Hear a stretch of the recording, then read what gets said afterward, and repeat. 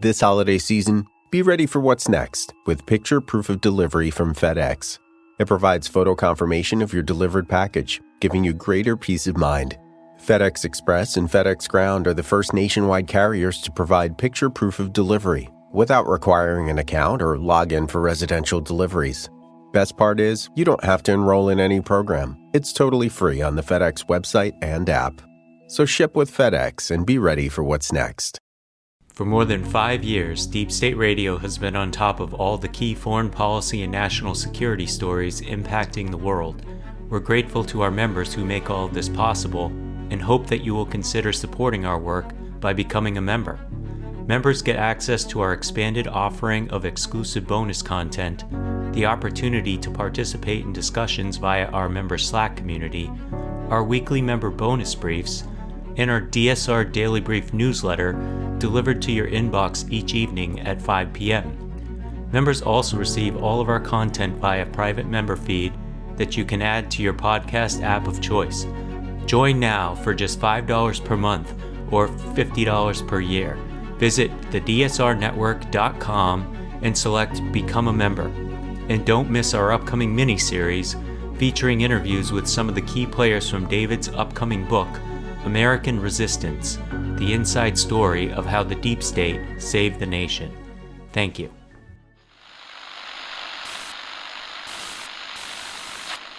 Nine, 12, 10, 28, 2, 23. This is Deep State Radio, coming to you direct from our super secret studio in the third sub-basement of the Ministry of Snark in Washington, D.C., and from other undisclosed locations across America and around the world. Hello, and welcome to the latest episode of the podcast. I'm your host, David Rothkopf, coming to you from New York City. Since this is our Thursday podcast and we are getting into the home stretch of the election, I want to introduce to you two folks, one of whom you already probably know, who are going to be regulars through the election and help us put all this political stuff in shape. So we're going to each week do a kind of a special on where campaign 2022 is. A new guest, and one I'm delighted to welcome, is Tara McGowan. Tara is the CEO and founder of Good Information and publisher of Courier Newsroom. Hi, Tara. Hi, David. Thanks so much for having me on. I'm excited to be here. Well, we're excited to have you here. Where are you right now as you're speaking to us? I'm currently in New York at a friend's place here for meetings, but I'm often in Rhode Island, which is home base. Excellent. We like to show a little bit of geographic diversity here in what we're doing. And tell folks before we dive in a little bit further, and I get to Simon, tell them a little bit about the work that you're doing. Sure. So I'm a former Democratic strategist. I ran a nonprofit organization called Acronym for a number of years. And before that, worked for a number of left-leaning organizations and super PACs, all focused on digital communications. How do we communicate, persuade, inform, mobilize voters using the tools of the internet and social media? I recently stepped down from Acronym last year to scale a company that I incubated there, Courier Newsroom. And Courier Newsroom is a network of 8 state and local newsrooms that are all left-leaning. And they focus on reaching less politically engaged Americans where they are online. So all of our journalists report local news and information about what your representatives are doing in your state house and in Washington on social media. So it's very visual, it's very video oriented, it's very modern. And we do that with the explicit goal of increasing informed voter turnout in key elections across the country. Very cool. Anybody listening can understand exactly why we have invited you to join us on this little voyage of exploration and discovery. I like the name Courier Newsroom. When I was in high school and I started our student paper, I won like a Journalist of the Year award from the Courier News in the middle of New Jersey someplace. So there are couriers everywhere. Well, this was back in the Hoover administration, probably. In any event, we are joined also by our friend Simon Rosenberg, who's the president of NDN and the New Policy Institute. And as I regularly like to refer to him, the most optimistic man in Democratic Party politics, which is a good thing. And I hope he's right. And Simon is, of course, elections being what they are in Las Vegas. And I just think you're going to have to defend yourself, Simon. Yeah, I'm here for a private speaking gig, but I've spent a bunch of time yesterday with the Cortez Masto race. I'm here in a battleground state, probably in some ways the most important Senate race in the country right now.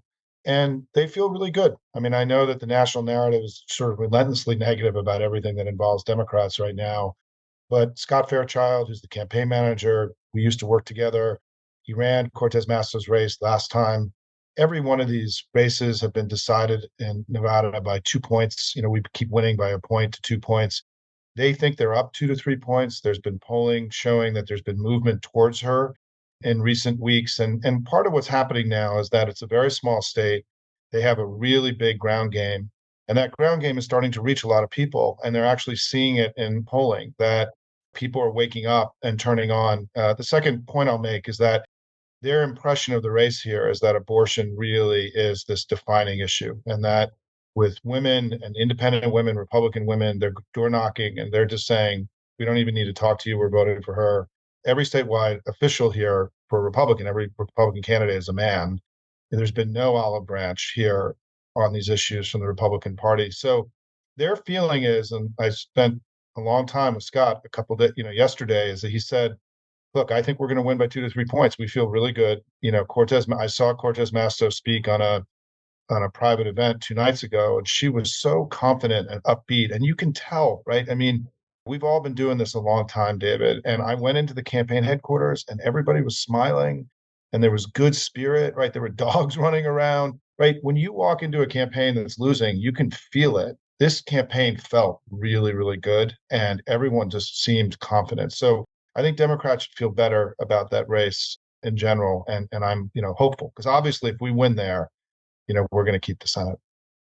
Tara, are pets in the office a sign of impending victory? I don't know. There's a lot of emotional support animals these days, but I think I agree with Simon, though, having worked on a campaign in the past, that if you feel it if you're feeling really down and out, and you feel it if there's really positive energy and momentum. And I think that's going to be razor thin either way. So I'm holding my breath as I hear you say that, Simon, but that's the best sign that I've heard out of Nevada for sure. If Cortez Masto loses, is the Senate lost? No, and let me just I'll just do a quick thing and I'll turn it to Tara. Is that, look, the last 2 weeks have been very good. We've had very good polling for Democrats. And I think we just need to say this because there's just so much relentless negative noise in the system. I went and looked today, every single congressional generic, which is the Democrat, Republican, who you're going to vote for Congress, that's been published on 538, that's not a Republican poll. Every single one has been positive for the Democrats. Today, the new CNN poll of likely voters had us up 3. Republican polling outfit, Public Opinion Strategies, had us up 2 among likely voters. And so even among likely voters now, which there's a shift from registered voters to likely voters as we get closer to the election, even in the likely voter polls where we have 2-3 point leads, which the general feeling is if we're 2 to 3 points up, we have a very good chance of keeping the House, right? Not just the Senate. And so those are good numbers for us. The second thing is in the Senate polling, we now have very sturdy leads, right? In Arizona, Colorado, Georgia, New Hampshire, Pennsylvania, and Washington, which if those races just come home, right, we keep the Senate.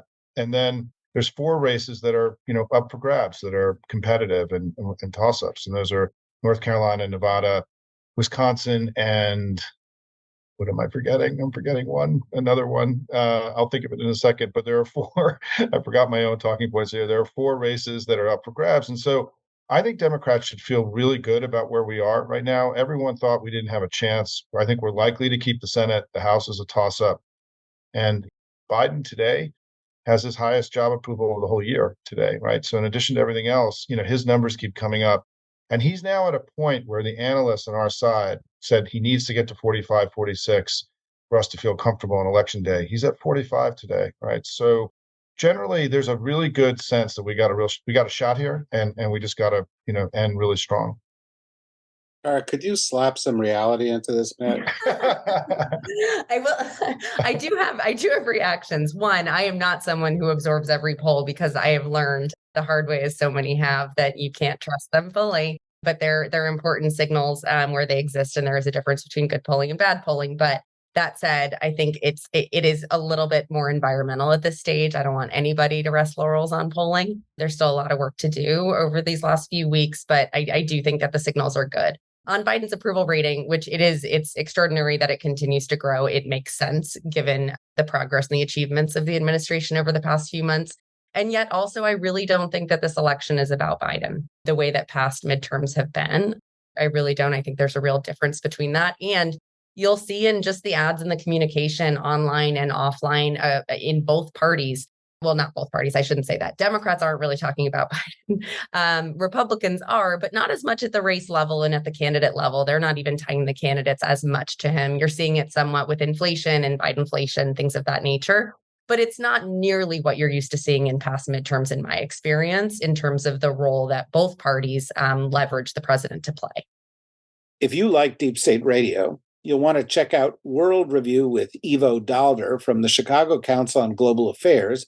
Each week, our friend Ivo, former U.S. ambassador to NATO, talks with some of the world's leading reporters and commentators from the Financial Times, Washington Post, New York Times, Politico, and Axios, to name just a few.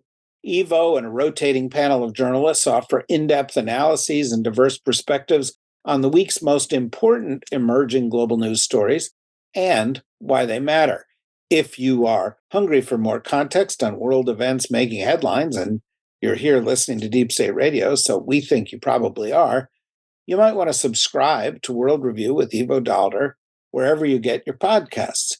You can also watch a live recording of World Review every Friday morning at 10 a.m. Central at globalaffairs.org. I see all that. Obviously, complacency, Simon, would be a disaster. What are the things you're going to look at over the next 3 weeks that are going to tell you whether it's working, like in terms of early voting, in terms of grassroots efforts, in terms of whose October surprise is more of a surprise? What are the things you're looking at? I'm going to make a sort of bold, informed prediction here. That is that I think if one side picks up anything at the end, I think it's going to be us. And I think it's because the most powerful force in this election right now is the fear of MAGA, the fear of the abortion restrictions, the fear of the Republicans taking away fundamental rights. And what's amazing, I was on a call the other night with folks doing grassroots organizing for Sierra Club and Planned Parenthood and in Swing Left. And all of them said that their volunteer numbers are higher than they were at 2018, which was an incredible year for us. And I just think there is a lot of intensity in the family right now about this election. I don't think there's any complacency. I think there's, our candidates have raised unbelievable amounts of money, which is giving us enough fuel to sort of end this thing really strong. And even just here in Las Vegas, their grassroots organizing is the biggest. They've built the biggest statewide operation in an off-year election than anybody's ever built. And they've been surprised at how many volunteers they have and how many people are door knocking. And so I think despite, again, this kind of negative national narrative and this idea that the Republicans were going to be the energized force, I just think we are motivated, we're fighting hard, we're ending strong. And remember, there were 5 House special elections, David, earlier this year since Roe ended. And in those 5 races, our average overperformance over 2020 was 7 points. And in Kansas, it was even more. And we know from the voter registration numbers, there's been a huge surge of women registering. So there is a lot of intensity on our side. The measures of these things are good for us. But as Tara said, this next month it's make or break, right? Everything we do, every dollar we give, every phone call we make, every door we knock on could make the difference between us keeping the House or keeping the Senate and disaster happening. What about you, Tara? What are you looking for?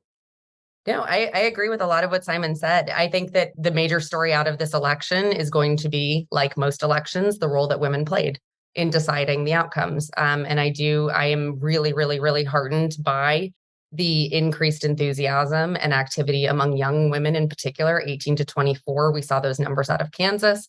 Another caveat, Kansas, obviously, the timing of that after the Dobbs decision was intense. There wasn't a candidate on the ballot there. So I don't think we will see that kind of spike everywhere, but I do think it's a good signal. And I do think that we are seeing increased engagement. Across our newsrooms at Courier, we have obviously doubled down on covering reproductive freedom and abortion and what's at stake in this election. I want to make sure that we also address the state elections and not just federal. Those are important. I feel like Democrats are in an unbelievably stronger position than we ever expected they would be in this year. And that's a really good thing. And I do think that we will keep and hopefully expand the Senate. There's structural challenges with the House, but at the state level, I don't know that state races have ever been more important, or they've always been so important, and they've never been so important, clearly, and invested in by Democrats as we're seeing this year. And that's a really positive shift. We're seeing more money and more energy go towards governors' races, attorneys general, secretaries of state. These are critical roles at making sure that we have firewalls against election deniers who are running for office on the Republican side at every level. I am personally concerned about state legislative races and makeup because there are structural challenges there. And that's why it's so important that governors win in states like Pennsylvania and Wisconsin and Michigan and Arizona.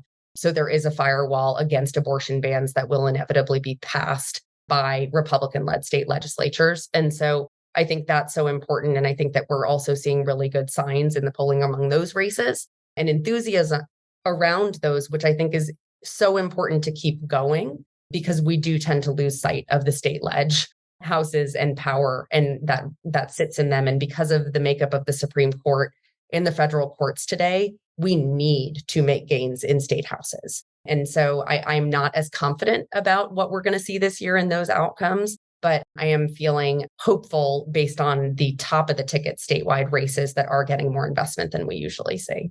Cartier, Rolex, Gucci, Prada, Jordan, Adidas, Bottega Veneta. At eBay, it's real, or it's getting the fake out. Our team of luxury authenticators are making sure you never get faked over again. Watches inspected by watch experts. Sneakers checked by legit sneakerheads. Handbags examined by handbag connoisseurs, and jewelry in the scopes of expert gemologists. The details inspected, the fakes rejected. Ensure your next purchase is the real deal with eBay's authenticity guarantee. Everyone deserves real.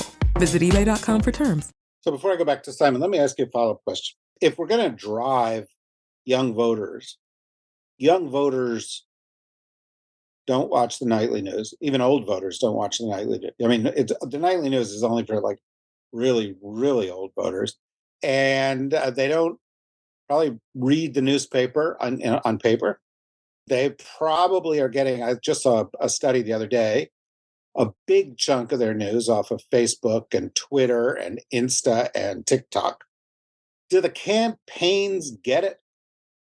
So communication strategy, how a campaign defines how they are going to communicate to all of the voters they need, where they're going to communicate to them, what that is going to look like, that more often than not comes from the candidate themselves. Whether they're driving that strategy or it is a result of their personal relationship to understanding how information moves today. It's why John Fetterman is running such an unbelievably successful social media driven campaign. I would call that a social media first campaign. He clearly understands the attention economy. We also know on the other side of the spectrum, Donald Trump really understood how to maximize attention in a digital social first environment. And then you look at other candidates where they struggle and campaigns that they struggle. It's often because the candidates or the elected officials themselves are not native to social media. They might dismiss it. We all live in our own echo chambers today. And so it's that this has been an uphill battle I've been fighting for 10 years on the left in this country, is trying to increase the attention spent, the resources spent, the investment made in reaching people where they're getting their information today and how they're getting that information. Because we are all, by and large, passive news consumers today. We are just getting filtered what we want based on algorithms and newsletters we sign up for that is proactive, but we are no longer proactively, more often than not, going to specific websites or television channels to get information. We have these in our hands all day long, these smartphones, and they are the source of the information. And they're also the apps that we're on are delivering us a curated experience. So if you don't understand that and you don't understand that most of the voters you need are not in the curated echo chamber you are in, you're not going to have a smart playbook to be able to access them and get that information in front of them. And so I think that some campaigns are doing this better than others, but it always comes down to leadership. And I say the same thing about the committees. I think that we are challenged by not having more modern strategic direction and investment in social media and online communications, because the vast majority of money that is raised and spent in elections on the left is still predominantly spent on television, which is not where you are going to reach most Americans today.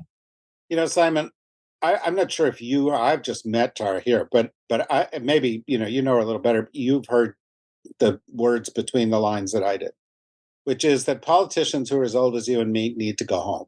Or they need to adapt. Yeah.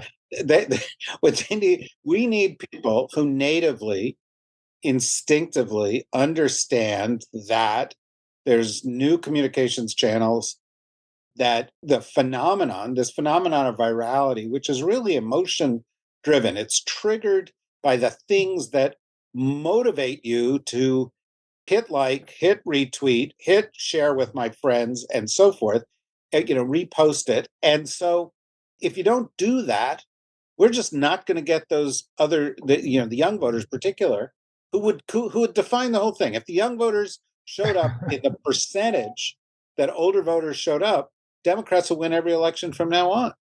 Yes, and more young voters showed up in 2018 and 2020 than ever before since the age dropped to 18 in this country. I am convinced that we are going to see that trend continue, because younger generations too are so much more socially engaged on political issues. They're less partisan, they're less party driven, but my God, do they care about climate change? Do they care about abortion access? Do they care about gun control? These issues that have directly impacted their young lives. And they have been frustrated to not see as much action by older generations who hold power in this country. They give me so much hope. And I also learned so much from them, because I'm 36 years old. I can't keep up with 18-year-olds anymore in the way that they communicate, but I have to for work. So I try very hard. But the pace of innovation and decentralization of media and information today is so unbelievably fast that in order to retain or gain power in this country, we have to build infrastructure to keep up. And I have not seen that be invested in at the level it needs to be on the left. So, David, I'll just speak briefly, because Tara just covered all the bases here, is that as you know, I'm the most optimistic guy in the Democratic Party. So I try to only convey positive sentiment these days, because there's so much negative stuff. But after the 2004 election, I created an organization called the New Politics Institute, which did academic level studies on changing demography, changing media. And we produced papers about how to make viral videos, and we showed examples, right? So we did our first briefing on viral videos and virality, to use the term you use, in 2007. And there were people like us, and I did all the training for social media, or new media, as we called it in those days, for the DNC in the 2007-2008 cycle. I was the trainer on new media, new demography for the Democratic Party. And what's incredible to me, and one of the reasons that Tara and I have sort of connected in the last few months, is our collective just disappointment in the pace of the transition in the Democratic Party on these matters, given that our party has so many more young voters, right? I mean, there's an urgency for us to get this right, far more than on the Republican side. And Trump, despite his age, has been probably the master practitioner of this kind of new, as she called it, attention economy, everything else. We have a lot of work to do here. And there are some structural issues having to do with the way consultants get paid, and a lot of old consultants kind of hanging on to old models that we have to break through. And I'm really proud that in 2018 at the DCCC, we created a whole different model for how consultants were compensated, and to break the hold of the TV people, frankly, over our politics. And in that election, right, we won by 8.5 points nationally. Our performance with young people was better than even under Obama, by the way, in terms of percentages. And so among 18 to 44-year-olds. And that was on purpose, right? We designed a different kind of way of engaging, as Tara was saying. This is still not the norm. And I will just recommend to the audience today, there are two campaigns if you want to sort of see the future: the Fetterman campaign and Beto O'Rourke's campaign. Beto O'Rourke is producing extraordinary daily, almost daily, powerful videos. And the most powerful videos are ones where he has Republicans at his events who say, I'm now for Beto, and they explain why. And the event's going on. It's real, right? It's authentic. It's really happening. It's not an actor. It's not a fake. And what's interesting is now Fetterman's campaign has now picked those up and is doing them. I mean, they're so effective. Those two campaigns are going to be studied by everybody. And I do think, Tara, we've crossed the Rubicon, I hope, this cycle with the success. I think the Fetterman campaign has really been exemplar and has done things that have been so powerful that it's going to actually change the way future campaigns are run in a very positive way. I hope. I mean, that's my well, and the more candidates there are under 50 years old, yeah. they're going to change it because they think about information differently. There exactly. it is. There it is, Simon. That's what I knew she was saying. And I agree, because the person who led the way with this, or one of the people who led the way with this, is AOC. I live in New York and watched it, and I'm a big AOC fan. Some people aren't, but I am. But she understands how to communicate regularly with her people. I'm not just talking about campaigning. She talks about, what does this bill mean for you? How do we solve this problem? And she does it in a live Insta stream or whatever she does it in, and it holds. This is the point in the podcast where we normally take a break. Those of you regular Deep State Radio listeners, you know that. And you want to come back because, Simon and Tara are great. And I just already know that this podcast and this look at the election and its aftermath is going to be terrific. And you don't want to miss it. So you got to be a member to get all of it, to get the last third of it. So go to the dsrnetwork.com, click on membership, sign up, become a member, and be able to listen to it all. If you haven't, say goodbye right now. And if you're a member, stand by. We'll continue in a moment.